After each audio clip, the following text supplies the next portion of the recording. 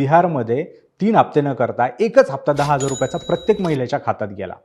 आणि तिथल्या जाणकारांच्या मते जवळ-जवळ 1.5 कोटी महिलांना, जवळ-जवळ 1.5 कोटी महिलांच्या खात्यामध्ये म्हणजे पर कॉन्स्टिट्युएन्सी जवळ-जवळ 70,000 पर जिल्हा म्हणेल मी 70,000 80,000 महिलांना यातनं लाभ मिळाला.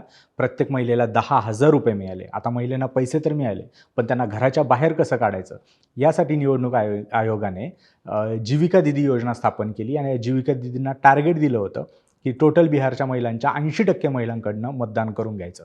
आणि झालं तसंच. महिला घराच्या बाहेर पडल्या, वोटिंग पर्सेंटेज वाढलं आणि बिहारच्या इतिहासात कधीही झालं नव्हतं एवढं वोटिंग या विधानसभेला बिहारमध्ये झालं. BJPला ऐतिहासिक विजय मिळालेला आहे.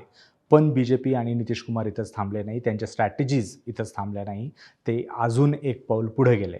त्यांनी योग्य पक्षाशी गठबंधन केलं, ते म्हणजे चिराग पासवान यांचा जो LJP पक्ष आहे, ज्या पक्षाला बिहारच्या दलितांचा सपोर्ट आहे असं मानलं जातं, ज्यांनी मागच्या 2 विधानसभामध्ये खरंच जादुई करिश्मा केला होता आणि नितीश कुमारला मुख्यमंत्री पदावर बसवण्यासाठी त्यांचा महत्त्वाचा रोल होता.